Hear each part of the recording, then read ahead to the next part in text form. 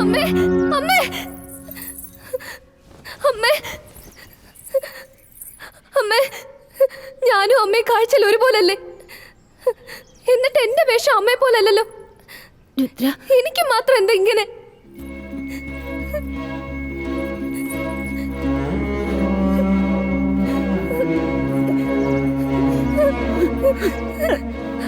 അമ്മേ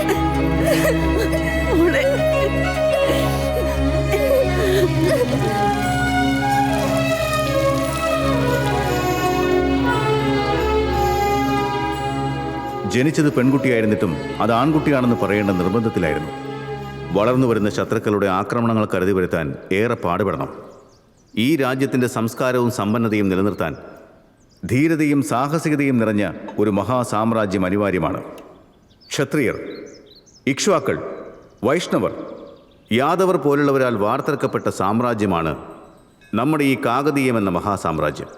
4 അതിർത്തിയിലുമുള്ള ദേവഗിരി സേവകർ, പാണ്ഡ്യർ, വംഗദേശക്കാർ, ഹൊയ്സാലർ, കൂടാതെ സ്വാർത്ഥത മാത്രം സ്വായത്തമാക്കിയിട്ടുള്ള സ്വന്തം ബന്ധുക്കൾ, ഇവരെല്ലാം തന്നെ അധികാരത്തിനായി ആർത്തിയോടെ കാത്തിരിക്കുന്ന ചെന്നായ്ക്കളാണ്. അവരെ ചെറുത്തു നിൽക്കാൻ പടബലവും പ്രജാബലവും നമുക്ക് ആവശ്യമാണ്.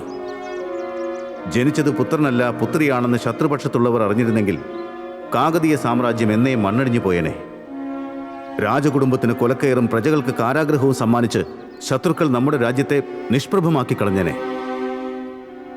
അതൊഴിവാക്കാൻ, പ്രജകൾക്ക് ആത്മധൈര്യം പകരാൻ നിന്റെ ജനനം ഒരു സമസ്യയാക്കേണ്ടി വന്നു ഞങ്ങൾക്ക്.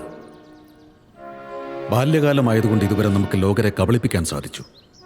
ഋതുമതിയായ പെൺകുട്ടിയെ ആൺകുട്ടിയാണെന്ന് വിശ്വസിപ്പിക്കാൻ ഇനി നമുക്ക് സാധിക്കുമോ?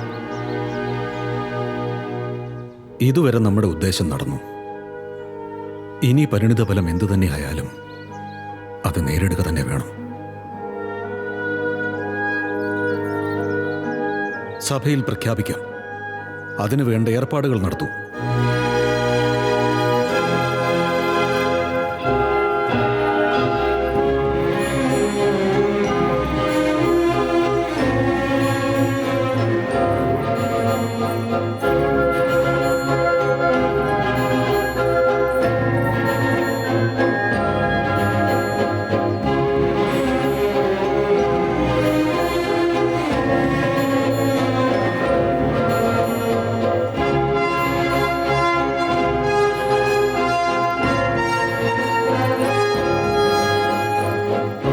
നമ്മുടെ രാജ്യത്തെ സംരക്ഷിക്കാൻ അവിടുത്തെ പ്രതിജ്ഞ എന്താണോ അത് നിറവേറുന്നത് വരെ നാം രുദ്രദേവനായിരിക്കും.